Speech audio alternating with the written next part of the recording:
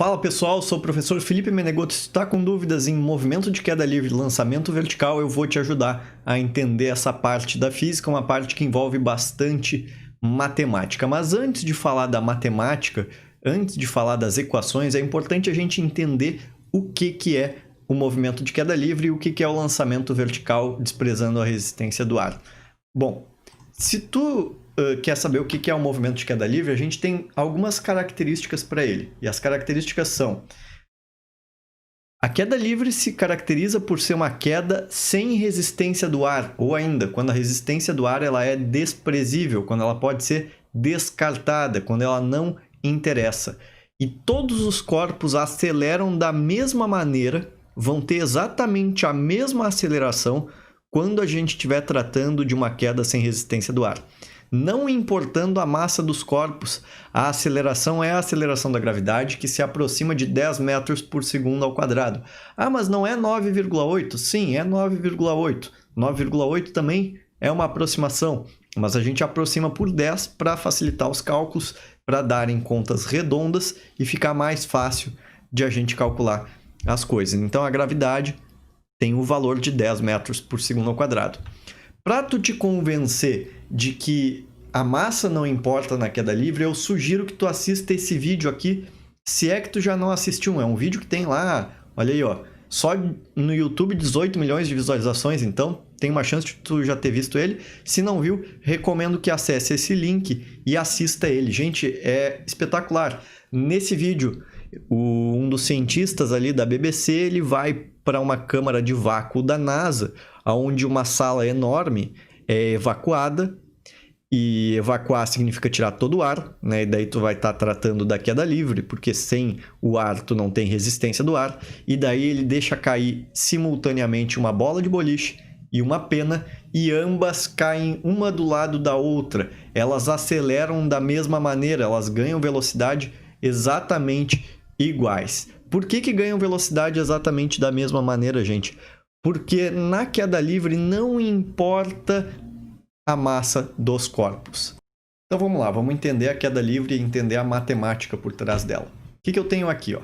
Eu tenho aqui o referencial das posições y em metros, tá? Posição 5, 10, 15, 20, 25, 30, 35, 40 e 45. Eu tenho uma bolinha que está inicialmente parada, com uma velocidade de 0 metros por segundo, ou seja, eu vou simplesmente pegar aquela bolinha e abandonar. Eu tenho aqui o vetor gravidade, que aponta para baixo. A gravidade tem um valor de 10 metros por segundo ao quadrado, cuidando que o sinal é negativo. Por que o sinal é negativo da gravidade nesse exemplo que eu estou te dando? Porque nesse exemplo que eu estou te dando, e é como eu recomendo que tu faça os problemas de queda livre, gente, olha bem, o meu referencial está para cima. A gravidade está contrária ao referencial, e todo vetor que for contrário ao referencial é um vetor que vai ter o sinal negativo, tá? Muito bem, e além disso eu tenho aqui o cronômetro de 0 segundos. Vamos ver quando eu botar 1 segundo no cronômetro, onde é que vai estar aquela bolinha. Aquela bolinha vai ter descido e agora ela vai ter uma velocidade cujo valor vale 10 metros por segundo. Por que vale menos 10 metros por segundo? Porque a velocidade, que aponta sempre para onde o objeto está indo naquele instante, ela está apontando para baixo, contrário ao referencial, portanto a velocidade é negativa. Mais 1 segundo depois, gente, quanto é que é a velocidade da bolinha? Menos 20 metros por segundo, e mais 1 segundo depois, a velocidade é de menos 30. Eu quero que tu perceba algumas coisas importantes aqui nesse desenho que eu estou te colocando. Para começar, gente, eu quero que tu perceba que a cada segundo que está passando, a bolinha está andando cada vez distâncias maiores. Por que está andando cada vez distâncias maiores? Porque a velocidade da bolinha está aumentando. E ela aumenta uniformemente. Por quê? Porque a gravidade, que é a aceleração que atua durante todo o movimento, é constante. E se a aceleração é constante, a velocidade varia uniformemente. Varia sempre da mesma maneira. Ou seja, a cada segundo que passa, a velocidade vai aumentar o seu valor em 10 metros por segundo, ficando cada vez mais negativa nesse caso, porque o nosso referencial está para cima. Muito bem. Calculando o espaço percorrido com a equação da velocidade média. Como é que eu vou fazer isso? Gente, quanto é que é a velocidade média e como é que eu vou fazer para chegar nesses 5 metros de espaço percorrido aqui nesse primeiro segundo? Bom, lembra que a queda livre ela vai ser um caso particular do MRUV. Então, tudo que valia para o MRUV, para o movimento retilíneo uniformemente variado, vale aqui para a queda livre também. Como é que eu calculava a velocidade média no MRUV? Eu pegava a velocidade inicial, 0, somava com a velocidade final, que nesse caso é 10, dividia por 2. Isso me diz que a velocidade média naquele intervalo de tempo que eu estou considerando é de 5 metros por segundo. É como se durante todo esse intervalo de tempo aqui, ela tivesse andado com uma velocidade de 5 metros por segundo. É mentira. Horas era 0, horas era 1, hora era 2, hora era 3, hora 4, 5, 6, 7, 8, 9, até chegar no 10. Mas, como tu usa a ideia de velocidade média, a ideia de velocidade média é uma velocidade que representa muito bem todas as velocidades daquele intervalo. Então, é como se ela tivesse andado 5 metros a cada segundo.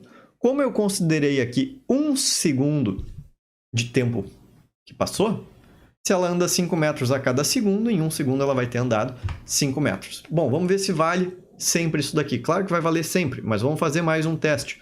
Olha bem, ela estava na posição 40, foi para a posição 25, andou 15 metros. Consigo ver isso através da velocidade média? Consigo, sem problema nenhum. Velocidade média é a velocidade inicial no intervalo de tempo considerado, que é 10, mais a velocidade final no intervalo de tempo considerado, que é 20. Estou trabalhando aqui só com os valores, sem levar em conta os sinais, que não tem problema nenhum. 10 mais 20 dá 30, 30 sobre 2, 15. Se o corpo tem uma velocidade média nesse 1 segundo aqui de 15 metros por segundo, ou seja, a cada segundo andou 15 metros. E para finalizar, a gente vai ver que dá perfeitamente para o último intervalo de tempo também. A bolinha andou 25 metros. Quanto é que é a velocidade média aqui neste intervalo de tempo? Bom, velocidade média entre 20 e 30. 20 mais 30 dividido por 2, 25. Ou seja, a cada segundo que passa, a bolinha anda 25 metros. Essa é uma das maneiras de calcular o espaço percorrido usando a equação da velocidade média. Mas tu pode calcular de outra maneira também, sem problema nenhum, usando as equações da queda livre. Lembrando que no MRUV a gente tem essas equações aqui, que a aceleração é a variação da velocidade num determinado intervalo de tempo, que a velocidade média é a distância percorrida no intervalo de tempo, que a velocidade média no MRUV tu calcula como a soma da velocidade final e a inicial dividido por 2, e essas equações aqui, onde a velocidade final é igual à velocidade inicial mais a aceleração vezes o tempo, onde a posição x é igual à posição inicial mais velocidade inicial vezes o tempo, mais 1/2 da aceleração vezes o tempo ao quadrado, e a de Torricelli, onde a velocidade final ao quadrado é igual à velocidade inicial ao quadrado, mais 2 vezes a aceleração vezes o deslocamento. Só que como eu estou tratando com a queda livre, gente, eu troco x por y. X a gente geralmente usa na horizontal, y a gente geralmente usa na vertical. Quer usar a letra S porque o teu professor te ensinou com S? Pode usar também. Ao invés de botar aqui X ou Y, pode usar a letra S sem problema nenhum. Só que eu oriento a usar X e Y, porque quando a gente começa a tratar não mais da queda livre, mas do lançamento horizontal que vai vir na aula na sequência, aí tu trabalha com X e Y ao mesmo tempo. E daí, para não te confundir, recomendo trabalhar dessa maneira. Agora, quer trabalhar com S? Pode trabalhar com S sem problema nenhum. A letra que tu quiser usar, tu pode usar. Beleza? Maravilha. Então, vou usar as equações no exemplo anterior. Primeiro, para calcular a velocidade, tá?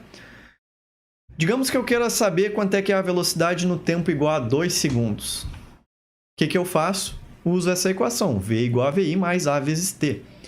A velocidade inicial era 0, botei o 0 ali.